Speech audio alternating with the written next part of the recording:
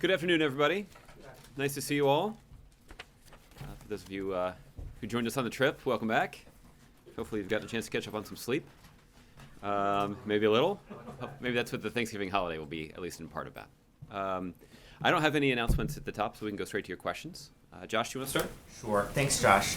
Has the president spoken to the president-elect since their meeting in the Oval Office shortly after the election? Josh, I know this has come up in some reporting about an off-the-record meeting that the president-elect reportedly held with some media executives in New York yesterday. What I can tell you is that those of you who covered the president-elect's visit to the Oval Office a couple of weeks ago, you took note of the fact that the president-elect indicated his desire to continue to consult with President Obama over the course of the transition. And you've also heard President Obama indicate the high priority that he has placed on facilitating a smooth and effective transition. So reports the two of me have talked after their White House meeting, I think, are not particularly surprising. But in the same way that I protected the ability of President Obama to consult confidentially with other senior officials, including some former presidents, I'm not going to read out or confirm, every reported meeting or phone call or conversation. But I can tell you that the president has had a conversation with the president-elect since the Oval Office meeting. Josh, when the president speaks to other important world leaders, members of Congress or congressional leadership, they're able to have private discussions where they can confer on things, and the White House, at least is able to confirm when they spoke and usually give us some type of a general readout of what they discussed. Is there a reason that can't take place? That hasn't been true when President Obama has consulted with other presidents. And I think that's the president-to-president prerogative that we're trying to protect. But again, as President-elect Trump indicated in the Oval Office, he was hoping that he would have the opportunity to consult with President Obama over the course of this transition. President Obama has committed to a smooth transition, and as a result, they've spoken at least once since their Oval Office meeting. Is the White House hoping that Trump and his team will be similarly coy and not releasing a whole lot of details about what the two presidents discuss? The President-elect Trump can certainly discuss whatever he chooses to about his consultations with President Obama. Presumably, he'll have an opportunity to do that beyond an off-the-record meeting with news executives. You may have seen that the president-elect, his team at least, is now saying that he won't go ahead and try to prosecute Hillary Clinton if elected, or once he takes office. Mm-hmm. Is the White House relieved to hear that seems to be off the table, or are you concerned that the independence between the White House and the Justice Department that you've worked so dutifully over the last 8 years to try to maintain now seems to be going out the window? Well, Josh, I think the end of your question is where I would begin, which is that we have gone to great lengths in the context of the Obama administration to uphold a core foundational principle of our democracy, which is preventing politics from influencing independent criminal investigations. That is a basic principle of our democracy because we don't want to leave anybody with even the impression that there's the potential that somebody could be treated differently by our criminal justice system because of their political affiliation. This is a principle of every American being subject to the rule of law and every American being equal under the law. And so we have gone to great lengths not just to uphold that principle, but also to even avoid the appearance of that principle being called into question.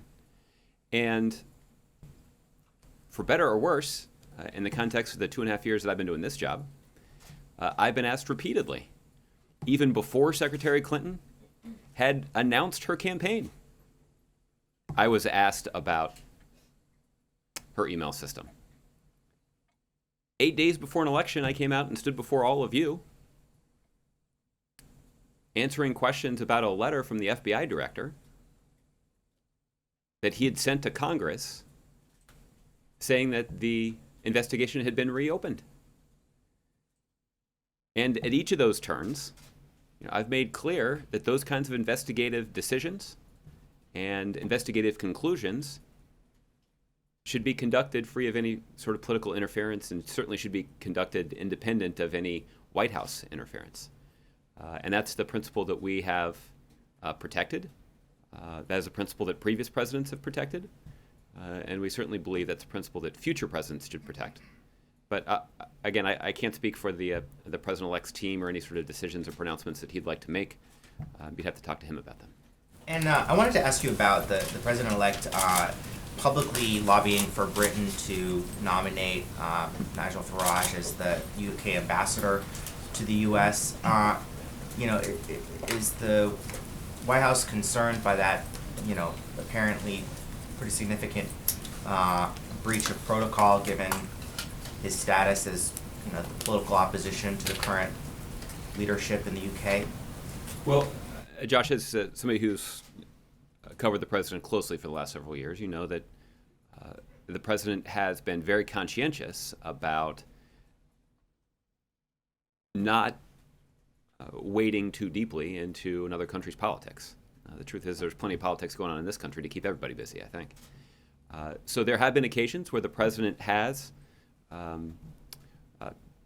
taken a position on a particular issue, or at least spoken publicly about a particular issue. The Brexit question comes to mind.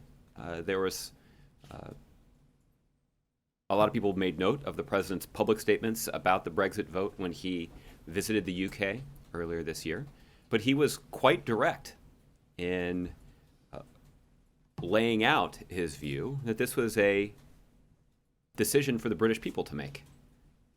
But he offered his opinion for a couple of reasons. First of all, that we saw some of the opponents of Brexit suggest that somehow the United States would benefit or have a favorable view of a Brexit vote. That was obviously not true, so the president wanted to set the record straight.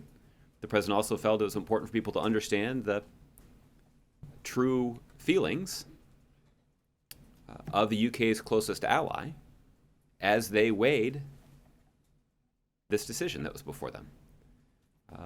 And so the president made the argument accordingly. But at each turn in making that argument, he went to great lengths to make clear that he respects the sovereignty of the British people and certainly respects the responsibility that the British people and the British government have to make decisions that are consistent with their own countries and their own citizens' self-interest. And that's a principle that's another principle that we've sought to uphold during the president's 8 years in office. You have to talk to the president-elect or the people of the UK about whether or not they are concerned that that tweet may have violated that principle. That's not something I'll weigh in on from here. Exactly. Okay. Julia, nice to see you. Hi, good to see you. I wanted to ask you a few questions about President-elect Trump's recent comments on immigration. Yesterday, in a YouTube video outlining executive actions he hopes to take as soon as he gets into office, he said that he was going to call on the Department of Labor to investigate all abuses of visa programs that undercut American workers. Does the president have a response to this? Does he think that visa abuse by American companies is on the rise? And does he support an approach that would investigate piece by piece each abuse? Well, listen, I over the course of the election, I think we made, and the president made, very clear, even to people who are only sort of paying attention, that the president-elect's vision for the domestic and foreign policy he hoped to pursue is quite different than the priorities and agenda that President Obama has set over his last 8 years in office. So it shouldn't be surprising that a number of the priorities that the president-elect has discussed are not the same priorities that we've been discussing. But for me to weigh in on and react to or even criticize those well-known differences would undermine the president's priority of ensuring a smooth and effective transition. So it certainly is a responsibility of the president-elect to communicate with the American public about what sort of priorities he'll pursue when he takes office. He has that right and ability because he won the election. And the election's over. The debate about the consequences of that election has been resolved. And the president is following the will of the American people and fulfilling his institutional responsibility to give the incoming team the best prospects for success when it comes to uniting the country and moving us forward. An area where there may be some overlap, or he may be able to comment, would be on President-elect's plan to unravel the executive actions on immigration, like the DACA, the Dreamers Act, that allowed children who were brought to the U.S. by their parents work authorizations. Obviously, it was a big push of this administration to get those people to give their information to the government to come forward. That information will now be put in the hands of an administration who could use that for enforcement, things like addresses. What does the president say now to reassure or to try to provide some comfort to people who he convinced to trust the government enough to come forward and share that information? Well, I know the president has had an opportunity to talk about this a little bit already. I think what I would say in general is that this does underscore the need for Congress to act on the clear bipartisan agreement that exists about some of the benefits of comprehensive immigration reform. The obstruction by House Republicans prevented the realization of that goal. And ultimately, House Republicans who continue to retain the responsibility for governing the country with their majorities in Congress will have to evaluate whether or not they want this country to enjoy the significant economic benefits of common sense comprehensive immigration reform. The second thing I would note is that the president-elect, since the election, has given voice to the same kind of priorities and criteria that this administration has long pursued. The president-elect has indicated that his emphasis when it comes to deportation should be on criminals. That's actually the policy that this administration has been pursuing for quite some time. That is a policy that we turbocharged in the context of the president's executive actions that were announced a little over 2 years ago now. So that, ultimately it will be the responsibility of the president-elect, though, to determine what sort of priorities his administration will pursue. The kind of enforcement priorities that are laid out in the context of the Dreamers executive action that was taken by the administration was actually something that largely rested at the Department of Homeland Security. So certainly the president-elect's choice for Secretary of Homeland Security will be a consequential one. But ultimately the president has made clear that those individuals who qualified for DACA, the DREAM Act executive actions that this administration pursued, are individuals who are in the United States through no fault of their own. These are individuals who are American in every way but their papers. And these are individuals who attend the same church, attend the same school, shop at the same stores, live in the same communities as Americans all across the country.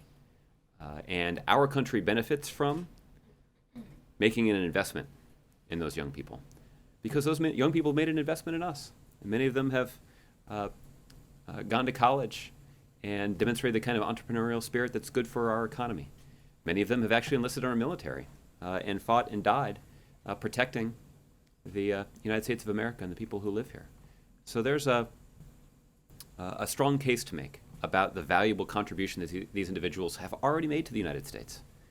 And a strong case has been made about how unraveling them and dividing families in the way that some suggest would be bad for our economy and entirely inconsistent with the kinds of values that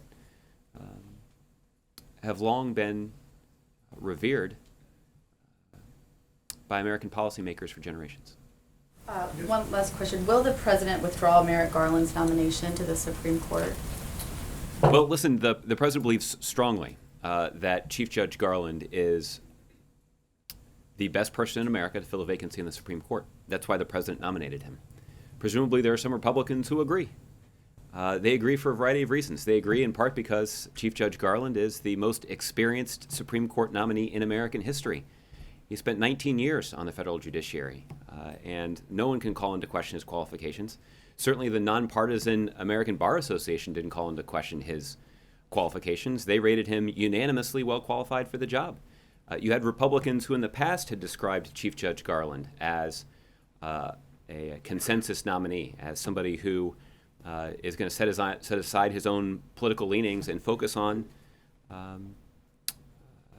a judge's responsibility to interpret the law. But Merrick Garland is also somebody who has bravely served his country. He led the investigation into the bombing in Oklahoma City and played a key role in bringing to justice those who killed more than 100 Americans in Oklahoma City more than 20 years ago now. So Chief Judge Garland is somebody who is qualified. He's a man of impeccable character, and he's a man who served his country. And it is disgraceful the way that Republicans in the United States Senate treated him. Even setting aside their absolute failure to fulfill their basic responsibility as elected officials, as elected representatives of the American people in the United States Senate. So this is his treatment and the way that this situation is likely to end is a scar on the institution of the United States Senate. And it is a scar that I do not anticipate will go away quickly. And that is rather unfortunate. But you can certainly be sure that President Obama will continue to have Chief Judge Garland's back until the end of this congressional session. Okay. Justin? I wanted to ask, you talked a lot about ensuring a smooth transition and helping the president-elect. In his video yesterday, he said on day one he would signal his intention to withdraw from TPP. I'm wondering for you guys, do you still plan to submit a final statement and the draft of the implementing bill to Congress, or is your support for TPP at this point academic with the realization that there's no interest on Capitol Hill and certainly none from the president-elect? Well, we certainly were well aware of the public statements of the president-elect, and this was true of both candidates, that neither of them was supportive of the Trans-Pacific Partnership. I don't have any future steps to preview for you, but I would acknowledge that the prospects of TPP being ratified by this Congress or before President Obama leaves are not very good, and that's unfortunate. I guess are you going to try? I mean, are you going to... Look, I don't have any steps to preview at this point. I mean, I think the argument that I would make is simply that this is, if Congress does not move forward with ratifying the Trans-Pacific Partnership, it is a significant missed opportunity for the American people, in part because there are some pretty clear signals from other TPP countries that they actually intend to move forward, even if the United States does not. And that's going to put U.S. businesses and U.S. workers at a disadvantage. You've got other countries with significant economies and growing economies where the United States already does business, but U.S. businesses and U.S. workers are going to be put at a disadvantage because we don't benefit from the kinds of opportunities that are created by the TPP. You will see other countries who are part of TPP move in and capitalize on the market share that U.S. companies have lost in the Asia Pacific. And that's a real shame, because so much of the anxiety that was, according to many analysts, expressed in the context of the election was rooted in the idea that the forces of globalization had a negative impact on too many American workers. And those workers were frustrated that their government hadn't done more to help them and their companies counter those forces of globalization. That's exactly the strategy that we have laid out. And it's tragic to see that be rolled back, to see that policy that could address some of those concerns be rolled back by the person who claims that they share those concerns. So that's deeply disappointing. This is also concerning when you consider our broader relationship with China, because we know that right now, even as we speak, China is seeking to advance their own trade agreement with countries in this region that we know is going to further disadvantage U.S. businesses and U.S. workers. So it is not a situation, Justin, where Congress refusing to advance the TPP, that the status quo is maintained and that we're just going to try and find a different solution. The fact is, the U.S. will be consequentially negatively affected by the refusal of the Congress to ratify the TPP in terms of lost opportunities and lost market share, but also in terms of lower standards being implemented by China. The last thing I'll say about this is there was some discussion in the most recent campaign about NAFTA and the need to improve NAFTA. That's exactly what the TPP would have done. It would have included some environmental and labor standards that would have been increased and made enforceable in the context of TPP.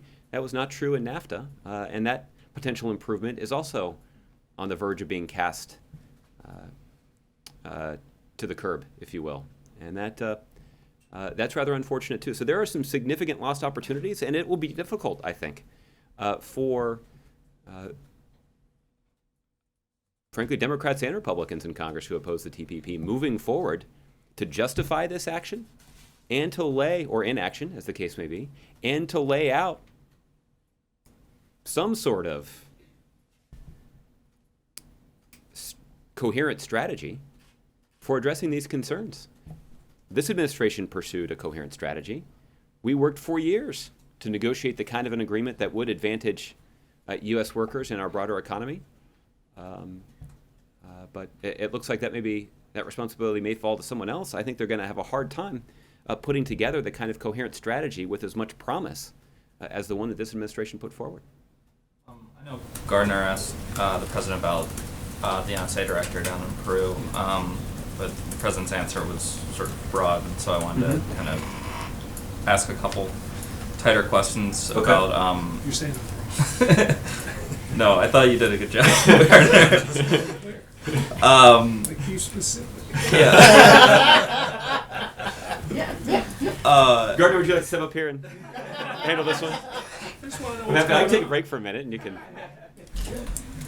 Did the president receive a recommendation from Secretary Carter and DNI Clapper to remove Director Rogers, and has the president made a determination about whether there should be separate chains of command between the NSA and military cyber operations? And I say all this acknowledging that I'm probably not going to get more than Gardner did. Fair enough. You wouldn't be doing your job if you didn't ask, and I wouldn't be doing my job if I gave up a whole lot more. Particularly when it comes to something as critical to our national security as cybersecurity. This is something that I think was evident in the president's answer. This is something that the president's been thinking about a lot, about what we can do to enhance and further fortify the kinds of cyber protections that the American people and the U.S. government rely upon to ensure the protection of our national security. Justin, if the president was unwilling to describe the kind of advice and recommendations he's getting from his Secretary of Defense, it certainly would be out of line for me to do so. So I'm not going to talk about the kinds of advice or recommendations the president's received from the DNI or the Chairman of the Joint Chiefs of Staff or the Secretary of Defense. But I can tell you that this is a question more generally about how to structure our national security apparatus that the president has been talking about with his team.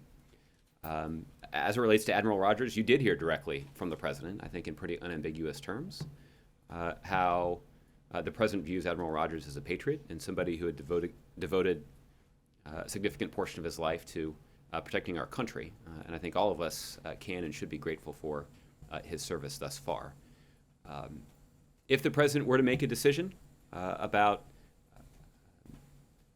changing the organization of this structure by dividing the responsibilities of the NSA director and the commander of Cyber Command into two different jobs, that's an announcement that I would let the commander-in-chief make. Last one. All four major stock indices yesterday closed at record highs. I know that you don't comment on day-to-day fluctuations, but there has been a sort of decided uptick since President Trump was elected. And so I'm wondering if you can maybe reflect on why investors might seem encouraged by the prospect of transitioning from an Obama economy to a Trump economy. Well, I typically am quite reluctant to talk about individual market movements. And I suspect there are plenty of analysts out there who have their own theories about market movements over the last couple of weeks. So I'll let those highly paid analysts do that work. I guess the market movement that I would comment on is just the market movement we've seen over the last 8 years. Most of those stock indexes have more than doubled under President Obama's leadership. And I do think that speaks well of the kind of economic strategy that President Obama has implemented. And it certainly will be a very high bar for a future president to live up to. but hopefully they'll give it a good shot. Okay, Mark. Josh, in your answer on Merrick Garland, does that mean that President Obama will resubmit the nomination in January during those days when the new Congress overlaps the end of his presidency? I don't have anything to preview at this point about whether or not the president would resubmit his nomination, but obviously the president, I think, shares my. I'm confident shares my view that the Senate's treatment of Chief Judge Garland is deplorable. Speaker Ryan today is urging President Obama not to put forward any steps that would bolster Iran's economy. He's worried that there may be new concessions in the pipeline. Does he have reason to worry? Well, I don't have anything to preview at this point. What I can tell you is that this administration through January 20th will fulfill our obligations around the Iran deal that have prevented Iran from advancing their nuclear weapon capability. In fact, that capability has been substantially rolled back because of this international agreement that the United States brokered with some of our closest allies.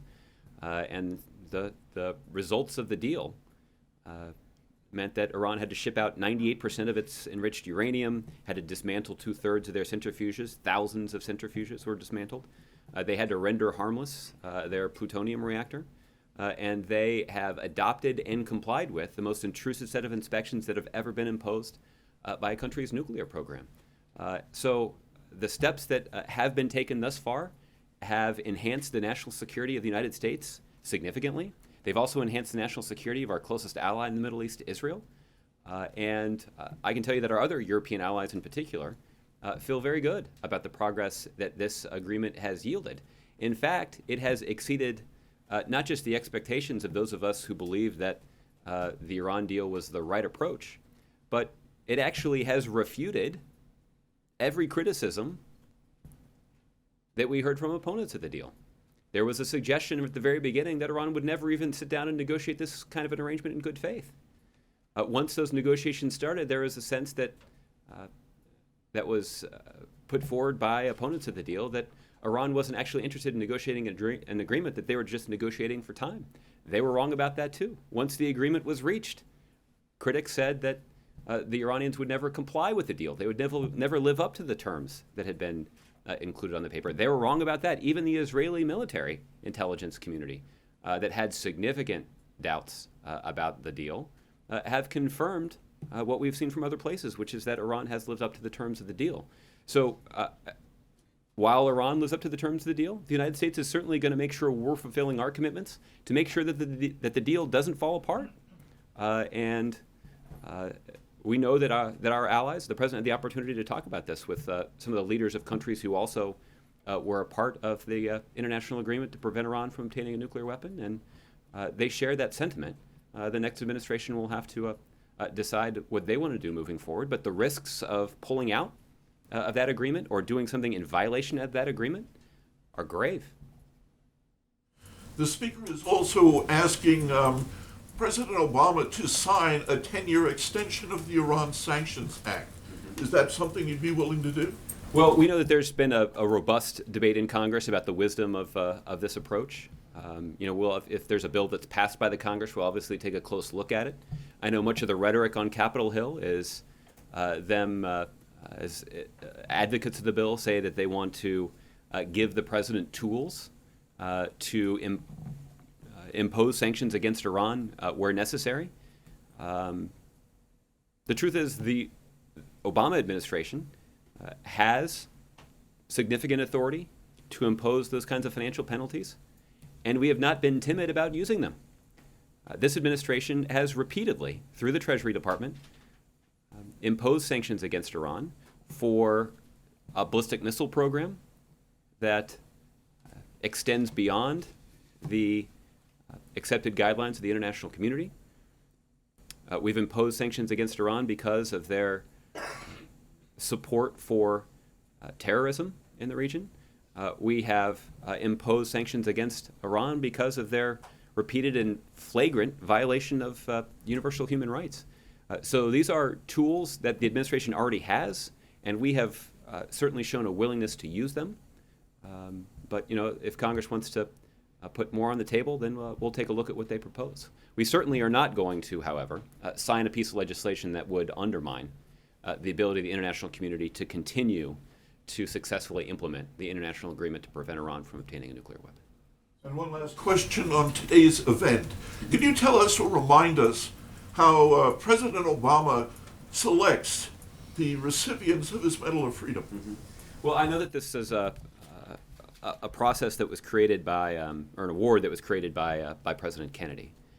And the president every year looks forward to this opportunity that he has to acknowledge the contributions of people, mostly Americans, to the world and to the United States. And it's a rather distinguished group of individuals who are assembling in the East Room of the White House this afternoon to be recognized by the president with the highest civilian award that the president can offer. And these were individuals who were personally considered by the president. The president and his staff will spend some time considering a variety of candidates, but ultimately the president is the one who decides who is deserving of the award. And I think there's no arguing that the individuals who have been who will be recognized today are richly deserving. Okay. All right, Andrew. Thanks, Josh. I wanted to go back to the question about Donald Trump's quote-unquote prosecution of Hillary Clinton. You spoke about upholding the core foundational principle of our democracy. Do you believe that the president-elect's comments and those of his staff risk eroding a core principle of democracy? Well, listen, there's ample opportunity for people to weigh in this debate, and certainly many people, Democrats and Republicans, availed themselves of that opportunity in the 2 weeks leading up to the debate. I suspect that the comments today will give more people a reason to weigh in, but I'm not going to weigh in from here. I think the one thing that I don't think I mentioned in my previous answer to this that is relevant here is that there was an investigation. The investigation was led by independent officials at the Department of Justice, including the director of the FBI. This is an individual who is a registered Republican. This is somebody who served as a high-ranking official in the Bush administration as a political appointee. He is somebody who is confirmed in the United States Senate by a majority of Democrats and a majority of Republicans when President Obama appointed him to the job. President Obama selected him for the job because of his demonstrated ability and his long-standing track record of putting aside his own political considerations to focus on the law. And his conclusion, after the evidence was presented to him, is that no reasonable prosecutor would move forward with the case. And he made that recommendation public. That is a recommendation that was then approved by senior officials at the Department of Justice, including the Attorney General herself, somebody with decades of experience in conducting criminal prosecutions. So I guess the point, Andrew, is that we don't need staffers in the next White House to resolve the question about whether or not a prosecution should move forward. This decision was already reached by senior officials at the Department of Justice in a way that should resolve everybody's concerns about the potential for political interference. And it's important that this longstanding tradition and principle that is the foundation, or at least one critical part of the foundation of our criminal justice system, is one that is not just upheld, but one that is carefully protected, because its erosion has the potential to raise questions about whether or not everybody in this country is going to be treated fairly under the law. Okay? Cheryl. Oh, I'm sorry. I didn't mean to cut you off there. No. What was I going to ask you? Yeah, the president has spoken quite a few times about the negative impact of partisanship and the need for reaching across the aisle. I was wondering if you think that Tulsi Gabbard's outreach to the Trump campaign offers a kind of example for Democrats in that regard. Well, I'm not going to comment on Congresswoman Gabbard's conversations. I mean, I think what I can tell you is that President Obama invited the president-elect to come to the Oval Office and meet with him. So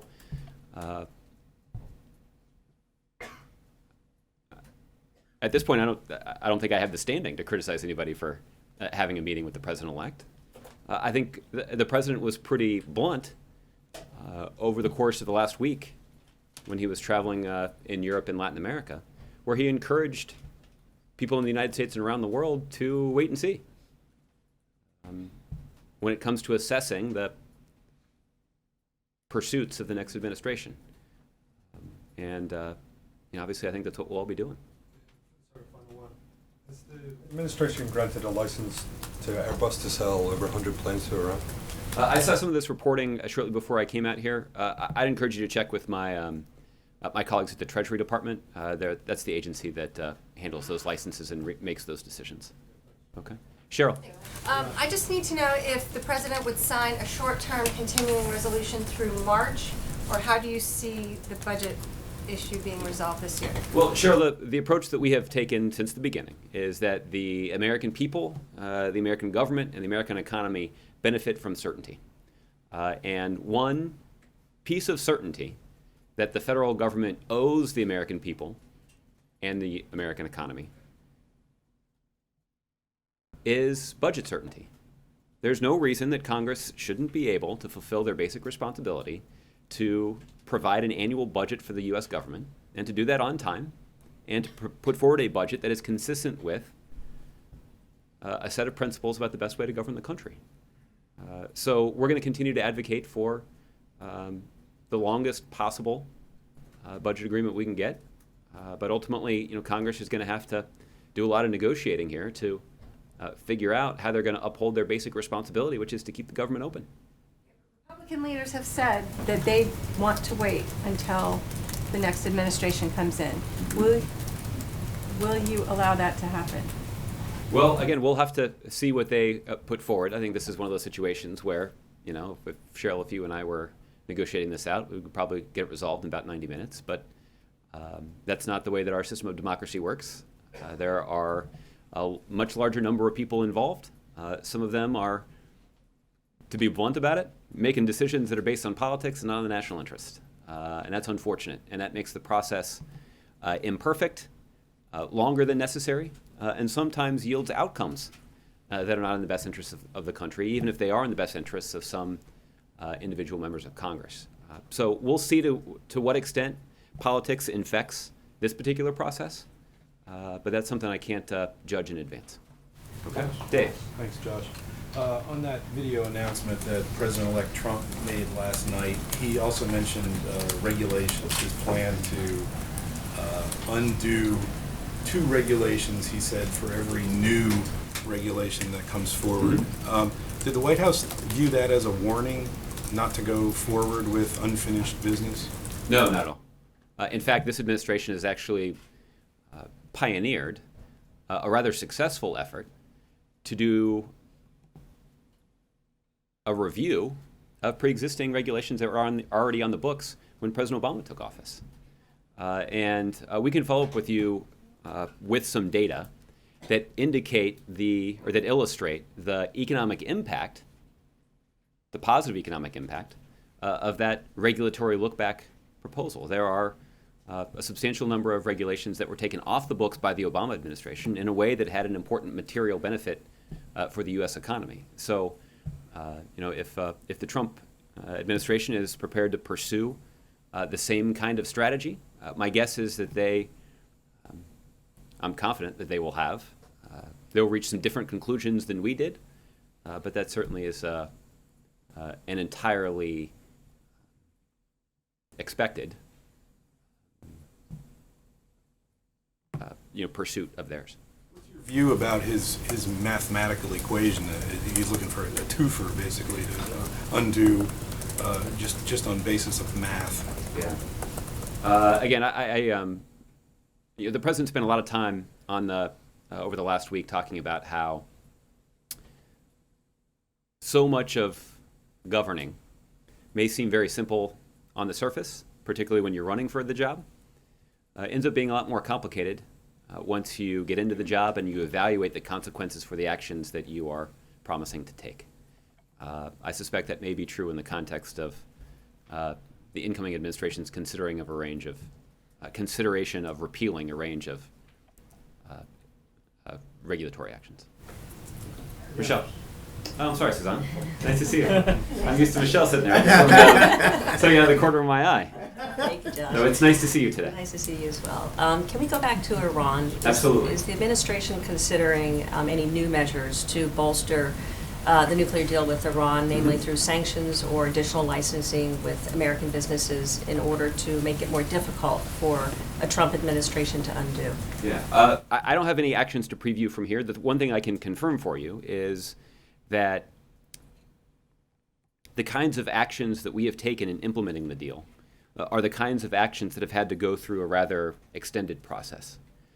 So I can confirm for you that I do not anticipate any actions being taken that were initiated after the election solely in response to Mr. Trump's victory. So any actions that are taken, if there are any, are the kinds of actions that have been in the pipeline for quite some time and are entirely consistent with the United States upholding our end of an agreement that has prevented Iran from developing their nuclear weapon capability. In fact, has succeeded in rolling back Iran's nuclear weapon capability in a way that has exceeded the expectation of the deal's harshest critics and enhanced the national security of the United States and our allies around the world. Confident that the Trump team understands the role of Russia and China in terms of whether or not this is going to be dismantled or whether or not this is going to be renegotiated? Again, I think you'd have to ask them what their understandings are. But obviously, and I think, obviously we know that the kind of an agreement that was reached would not have been successful without the effective and constructive contributions of both the Russians and the Chinese. And I feel confident in telling you that if you ask them, their governments will confirm for you that they are pleased with the benefits that have been enjoyed by the international community as a result of the successful implementation of this agreement. On another matter, the group called the National Policy Institute, a white supremacist group, held a meeting at the Reagan building in which we heard chants, neo-Nazi chants, Heil Trump. What is the administration's feeling or response, reaction to just blocks away from the White House that this is in the open? And I have a follow-up. Well, for more than a year, you've heard me express some profound concern about the extreme rhetoric that has succeeded in infiltrating its way into our political process. That rhetoric is divisive. That rhetoric has been contrary to our values as Americans and deeply concerning, not just to people in the administration, but to Democrats and Republicans all around the country. I saw some of the reporting about this meeting that took place while we were out of the country. I think what I would say is that the president's view is that it's not just the responsibility of people in elected office to speak out against that kind of divisive, hateful rhetoric. It's the responsibility of everybody who's blessed with American citizenship. We all have a responsibility to speak out and to stand up for our values and to stand up for our fellow Americans. And that has been at the core of President Obama's career in public life. As he said himself many times on the campaign trail, the slogan of his campaigns was not "Yes, I can," it was "Yes, we can." And that was a nod to the collective responsibility that we all have as Americans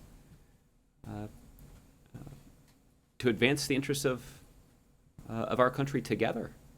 That change doesn't start from the top down, it comes from the bottom up. And that all Americans have a responsibility to remain engaged in our democracy and to be vigilant in defending the kinds of values that have served our country so well for 240 years. And the president is optimistic that people of good faith and goodwill all across the country, even if they're in different parties, standing up against this kind of extremism and hate. And it is, after all, critical to the success of our country that we remember just how much we have in common. It's not everything, and that doesn't mean we should paper over the differences that we have, particularly in the political sphere. But at our core, we share a commitment to a set of values that we're endowed by our Creator with certain inalienable rights, and that we're all equal before the law. And then we're not going to be judged by the color of our skin or the way we worship God. We're going to be judged by our character. We're going to be judged by our patriotism. We're going to be judged by our contributions to this country. And those are principles that are worth defending. And the responsibility to defend those principles isn't just vested with people who are in positions of authority. It's vested with every single person who lives in the United States of America.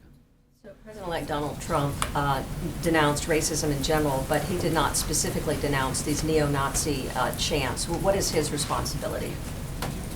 Well, again, I'll let the president-elect speak to this in the way that he believes is most appropriate. Again, it's not. I don't think it's breaking news that people who serve in this administration have some significant differences with the style and tactics that were used by President-elect Trump in the context of the campaign. And those concerns have been well documented. But the election's over, and what we are focused on is prioritizing the smooth and effective transition. Doesn't mean those differences have gone away. It doesn't mean our passion for those arguments has diminished. But it does mean that at some point it's the responsibility of people who work in the White House to prioritize a smooth and effective transition to the next administration. And that institutional responsibility supersedes any strong concerns that I and others in the White House have about the kind of divisive rhetoric we've seen on the campaign trail and what sort of responsibility the president-elect has for commenting on it. I'm just asking, transition aside, do you believe that the president-elect has a responsibility to denounce those kinds of neo-Nazi comments? And what I'm saying is that the smooth and effective transition is our top priority right now. And so I can't put it aside to comment on this issue, even though the feelings of people in this building about that kind of issue are intense. All right. Karen. Josh, does the president of the White House have a reaction to the bus accident yesterday in Tennessee that killed several school children?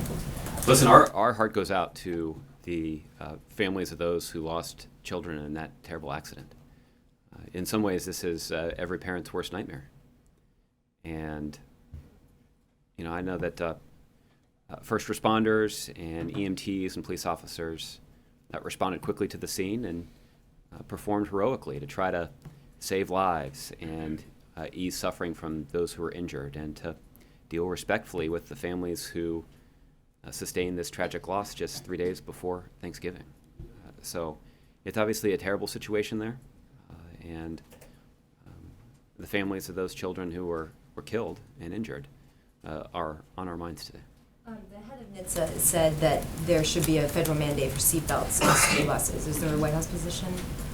I'm not aware that we've taken a position on this issue. I certainly would expect that that is a question that experts at the Department of Transportation, including at NHTSA, should carefully consider. And you know, obviously, the experts who are able to evaluate those kinds of questions are the ones whose advice we should follow. Okay. All right. Mike, nice to see you back. Thank you, Josh. Nice to see you. I'm wondering, in a post 9/11 world, heading into this all-American of holidays, how concerned the president and his team may be about potential terror threats. Mike, as you know, the Department of Homeland Security earlier today issued an updated NTAS, sort of chronicling the kinds of protections that people should take and the kind of vigilance that is still in place in our national security infrastructure. And the truth is, 365 days a year, whether there's a holiday coming up or not, the men and women of our national security apparatus and our homeland security apparatus are going to great lengths to keep the American people safe. Sometimes that vigilance is heightened around the holidays because we know that in the past, some extremist and terrorist organizations have sought to use those holidays as a platform to carry out an act of violence. So I'd refer you to the Department of Homeland Security for an update on their analysis of the current situation. As usual, the President will get a briefing from his national security team before the holiday about current threats and about all the steps that are being taken to mitigate and counter those threats. That response in some cases is something that is evident to the public in the form of additional deployment of police officers or other security personnel. In other cases, there are steps that are taken that are unseen to the public, but yet are critical to adapting to the current threat environment. And the President's expectation is that all those necessary steps are being taken, but he'll be updated on that before the holiday. As Democrats do their postmortem after the election, people are looking at different names to perhaps lead the party going forward. Former Governor Ed Rendell threw out the name of Vice President Joe Biden. Any thoughts on the Vice President perhaps having a role after his role here is done? Yeah. Well, listen, Vice President Biden is somebody who is revered by Democrats in all 50 states, in large part because of his remarkable service to this country. And so it's not at all surprising to me that as senior officials in our party look for leadership moving forward, that they'd consider somebody as accomplished and as effective as Vice President Biden. I haven't spoken to the Vice President about his interest in assuming this responsibility. I know that he already has some plans on the books for his post-administration life. I don't know if there'd be an opportunity for him to do something like this or if he's even interested in doing that. But it's not surprising to me that his name is among those mentioned. I'm wondering how active you expect the President will be after he leaves office in terms of trying to move the party forward, and if there are any concerns about his personality and name being associated, whether that keeps younger talent from emerging. Well, Mike, the President had an opportunity to talk about this a little bit at the news conference that he did in Peru over the weekend. And one of the President's priorities for his post-White House life, after he takes a little bit of a break and fulfills his promise to take his wife on vacation, will be to think about what the Democratic Party can do to more effectively cultivate young talent. What can we do to make sure that young people have the skills and the passion for these issues? And I think that in the President's mind that in large part that passion is already there. And I think that we've seen this passion manifested in a lot of different ways. The question is, what can we do to channel that energy in a way that yields positive outcomes for our country, or certainly yields outcomes that are consistent with those passions as they're expressed. So, making sure that they have the skills, that they have the knowledge to engage in this public debate in a constructive way, I think is certainly something the President expects to spend quite a bit of time on post-presidency. I think the President is mindful of the unique status that he has for this generation of Americans, which is the President is somebody who inspired a young generation of Americans to be engaged in the governing of this country. And the President wants to facilitate that inspiration, and that means that there is an important role for him to play. But you make an important point, Mike, which is that there also is a responsibility for that next generation to step up and to assume more responsibility and not just rely on being impressed or inspired by an extraordinary political talent like President Barack Obama, but at some point they're going to have to assume the mantle on their own. And we need to spend some time as a party, and the President is certainly going to spend some time himself as a party leader and a former president, about the most effective way for us to engage and inspire young people across the country. And at some point, this actually does stop being about party politics. There are plenty of young Republicans who feel passionately about a range of issues, not all of which are in alignment with the agenda that President Obama has put forward, but some of them are. There are plenty of young Republicans who are out there who are strongly supportive of the idea that we need immigration reform. There are plenty of young Republicans out there who understand that putting forward an affirmative strategy like the Trans-Pacific Partnership actually is good for the U.S. economy because it's going to create businesses for young entrepreneurs in the United States to do business in Southeast Asia. So those are just a couple of examples where having more passionate voices of young people on the Republican side, even if they're not voting for Democratic candidates for political office, they're contributing to the to the national conversation in a way that makes our country a better place. So, so the president is, approaches this as somebody who is a proud Democrat and as somebody who is interested in seeing the Democratic Party succeed. But he's most of all interested in the success of the country. And so if there's an opportunity for him to engage and inspire and motivate even young people on the other side of the aisle, he would relish that opportunity too. Okay. All right. Juliet. Josh, the president has awarded more medals of freedom than any other president in history, and obviously just held a ceremony a couple months ago. Can you explain why he felt that he wanted to award 21 more medals today? Well, it's simple, Juliet. The president was aware of some more deserving awardees. And I think anybody who's had an opportunity to look through the list of recipients today would acknowledge that these are extraordinary people. People who have made extraordinary contributions not just to the United States, but to people of different nationalities all around the world. I take the example of Bill and Melinda Gates. They dedicated their fortune to curing disease and improving the educational prospects of people not just in the United States, but people all around the world. And that is makes them worthy of the highest civilian honor that any president has to give. Okay. Chris. Josh, Donald Trump on 60 Minutes said he's fine with the Supreme Court ruling in favor of same-sex marriage, called it settled and done. Given that he has pledged to appoint justices to the Supreme Court in the mold of the late Associate Justice Antonin Scalia, do those words have any value? Well, I guess that's a question you'll have to ask him. And ultimately, he'll have to decide what kind of person he wants to fill vacancies on the Supreme Court should they arise, or should they persist into his presidency.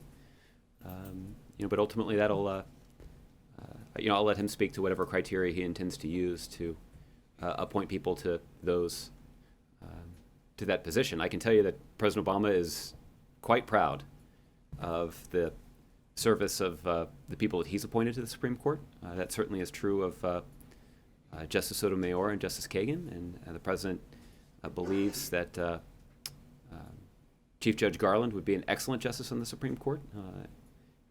There's some Republicans who think that too, and if they can't say so.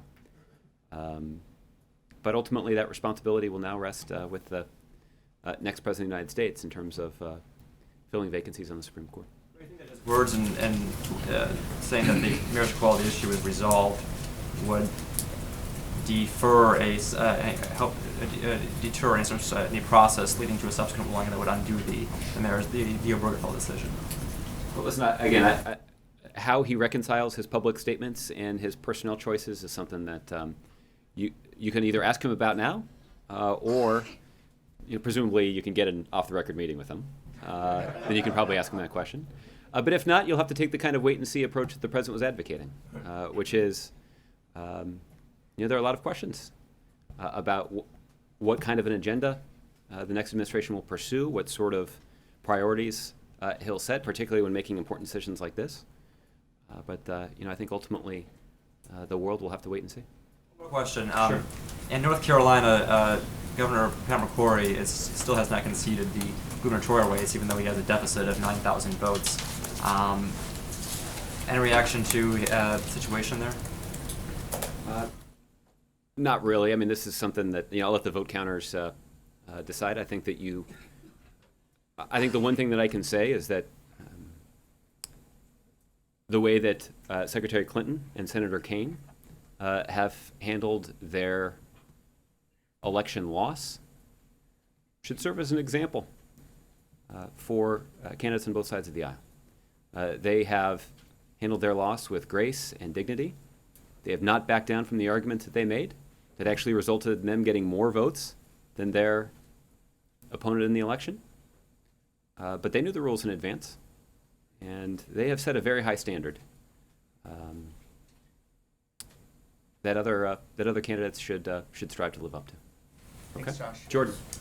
Thanks, Josh. I want to ask you about another aspect of President Obama's post-presidency that you talked about on Sunday, which was the possibility that he might speak out after he leaves office if he sees that American values are under attack. Wondering if there was anything that he saw or witnessed from President-elect Trump in the last week, any announcements, statements, or appointments that triggered him to say that? Well, Jordan, I guess what I would say is that if he certainly had ample opportunity to do so over the course of the last week. The president, over the course of the last week, has done 4 different news conferences in 4 different countries. He's made himself available to all of you to take questions. And so I guess if that had popped into his mind, again, I don't think he would schedule an off-the-record meeting with television executives in which to share that opinion. He just would have said it publicly. So what I think I would do, though, in terms of evaluating the president's answer, is I think it's notable that he has talked frequently in the past about how much he appreciates the way that his predecessor, President George W. Bush, handled a similar situation. Again, in this situation, you had President Obama, who had been quite critical of the Bush administration and some of the decisions that President Bush had made while in office.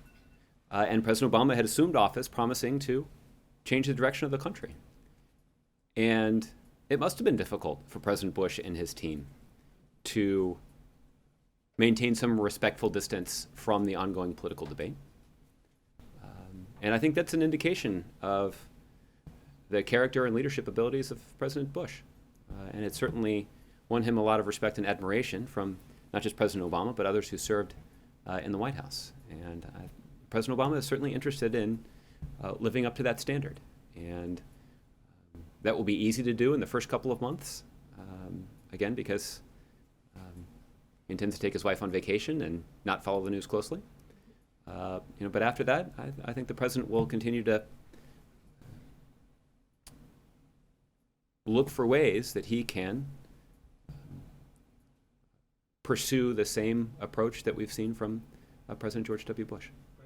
The second part of his comments, he seemed to indicate that he wouldn't be taking the same approach as George W. Bush if something so severe, something worse, something was to happen that was so off the rails in his opinion that he just had to speak out. Or is that a misreading of that, of his statement? Well, I think I think the best way to understand exactly what he said is to understand what his preference would be. And his preference would be to be able to pursue the same approach that President George W. Bush has pursued. And he believes the country is well served by a smooth transition of power and by an incoming president who's committed to some basic tenets and principles of American democracy, and an outgoing president who is not weighing in on every policy proposal that's put forward by the new president. The new president deserves the opportunity to make a public case about what his priorities are, and to form his own impression without somebody as influential as the outgoing president trying to undermine him or criticize him at every turn. The country's not served well by that. The institution of the presidency is not well served by that. That's the way that the president is thinking about this. And that's his hope about how this will play out. Okay? Yes. All right. Gene, I'll give you the last one. Thanks, Josh. Would Donald Trump team be following the President Obama's North Korean policy? You'd have to ask the president-elect's team about what policy he chooses to pursue with respect to North Korea. Obviously, the Obama administration will work closely with the national security team that President-elect Trump appoints to help them understand exactly what situation they're inheriting. They can understand exactly what strategies we have pursued that have allowed us to make some progress. They will certainly talk about all of the military steps that we have taken to enhance our ability to protect the American people and to protect our allies in Asia. They will certainly brief them on the success that we have had in organizing the international community to impose some additional pressure on the North Korean regime. They'll brief them on the steps that we have taken through the Treasury Department to try to increase that pressure through financial penalties. But we'll also update them with the latest intelligence assessment about where things stand. But ultimately, when it comes to making decisions and the future of that policy, that'll be the responsibility of the president-elect beginning on January 20th. So President Obama will continue the consulting about the North Korean issues with the... Well, I can't speak to any additional conversations that may occur between the president and the president-elect, but I can tell you that as the president-elect's team gets up to speed on a range of national security issues, we certainly will spend quite a bit of time at a variety of agencies talking to them about the policy that we've pursued with regard to North Korea, what steps we have taken to marshal international opinion and action on Korea, what steps we have taken militarily to enhance the safety and security of the American people and our allies, and we'll certainly update them on with the latest intelligence assessment about where things stand in North Korea. Okay. Thanks, everybody. We will not do a briefing here tomorrow, so I wish you all a very happy Thanksgiving. I hope you'll spend some time giving thanks to our many blessings with your family, and we'll see you here next Monday. Thanks a lot.